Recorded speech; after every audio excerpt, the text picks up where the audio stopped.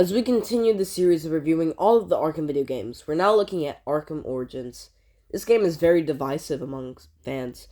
Some people don't even consider it an Arkham game since it was not made by Rocksteady. You either hate this game or love it. Honestly, there isn't really a middle when it comes to this. What do I think about it?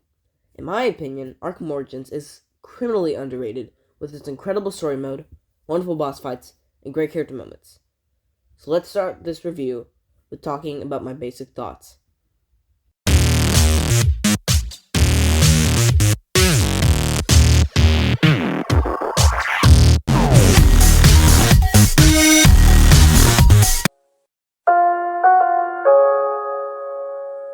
Some context behind this game might be needed. After the success of Arkham City, Rocksteady immediately started working on Arkham Knight. Since they were busy with that, they were not able to work on this game, so WB Games Montreal worked on this game instead. So the look of the game is different, but honestly, not much else. We'll talk about that in the negatives. A lot of people don't consider this an Arkham game since it was not made by Rocksteady, but I disagree. It follows up the lore set up by the other game, so why is it not an Arkham game? Just because it's a prequel doesn't mean you have to hate on it. The game adds more backstory to this universe and has a really unique story that I think was worth telling. It let a lot of underused Arkham characters shine, including Black Mask, Deathstroke, and Firefly. So, let's deep dive into Arkham Origins. So as always, let's begin with the positives of this underappreciated game. There are so many incredible things about this game, so let's get started talking about the great things in this game. One of the things I love is the character relationships.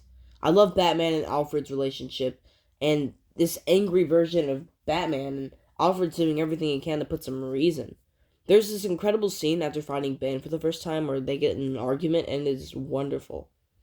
And having Jim and Batman over time starting to work together, I thought it was really good as well. Which leads to something else that all the Arkham games have.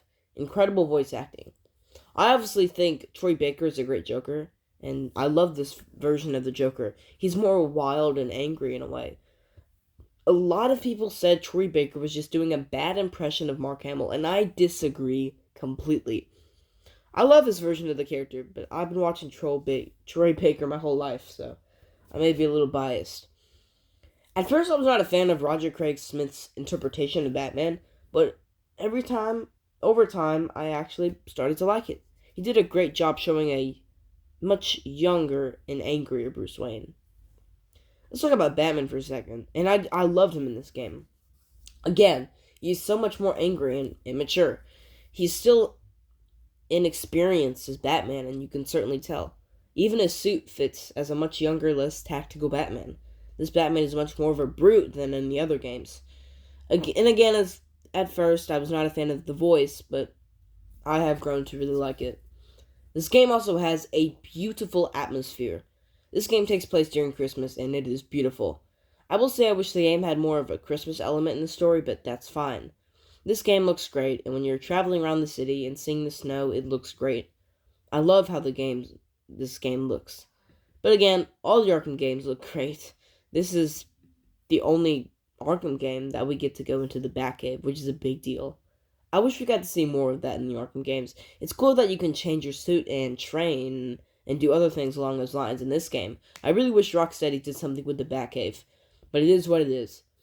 And I'm usually not a fan of detective mode, but in this game it was a lot of fun.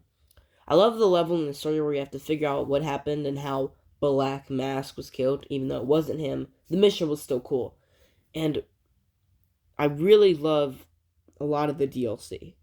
Like, Cold Cold Heart is one of the best DLC, arguably, in video game history, and you can fight me on that. I don't care, fight me if you must. I love that DLC.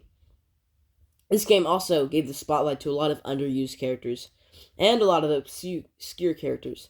Let me ask you a question. If you're like a casual fan and not a huge nerd like some of us, have you ever heard of Copperhead, Shiva, or Electrocutioner? Probably not.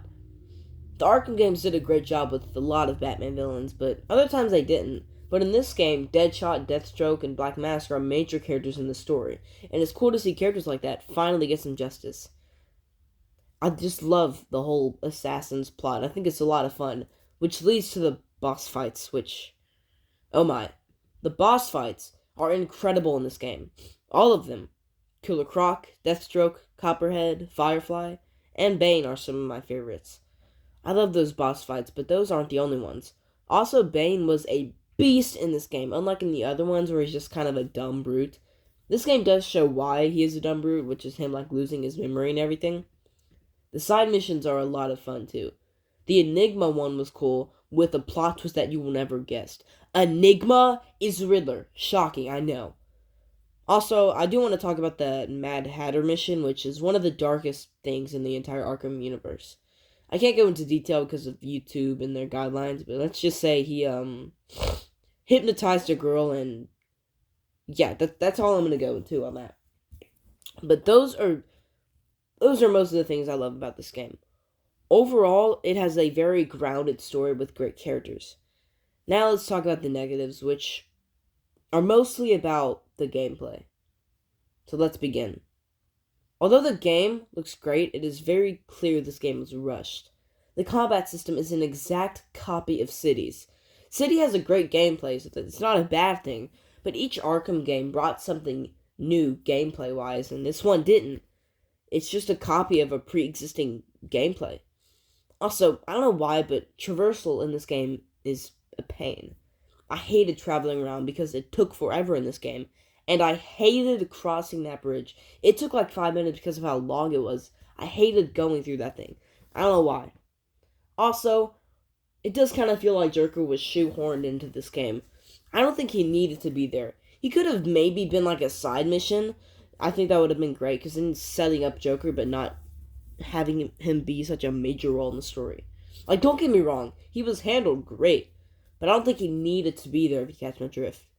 This game certainly did not help with Arkham fans getting sick over the Joker, which was a big thing. Arkham fans, they use Joker a lot.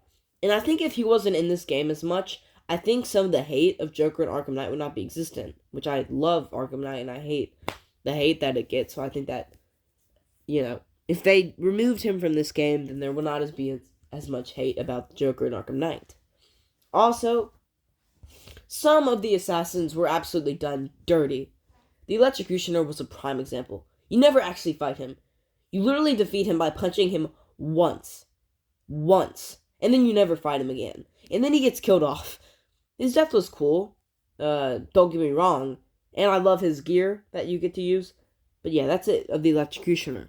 Also, I don't understand why they did not put Shiva and Deadshot in the main story.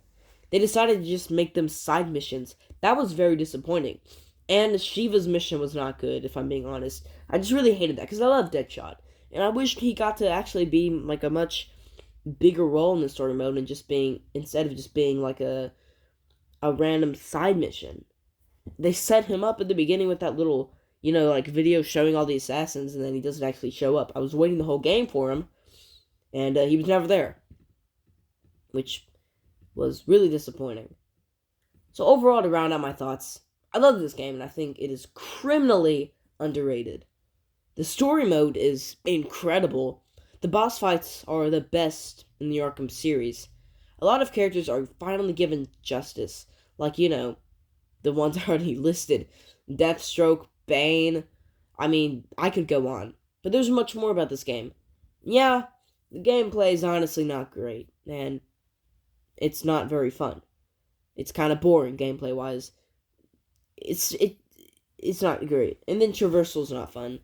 The thing is, I feel like with gameplay, and a lot of it you can tell, it just felt like they just copied Arkham City, like copy and pasted. I know they were really rushed with this game, and you can certainly tell. But even with those flaws, I think this is an incredible game. So I hope you guys enjoyed this video. Make sure to like this video, and make sure to subscribe.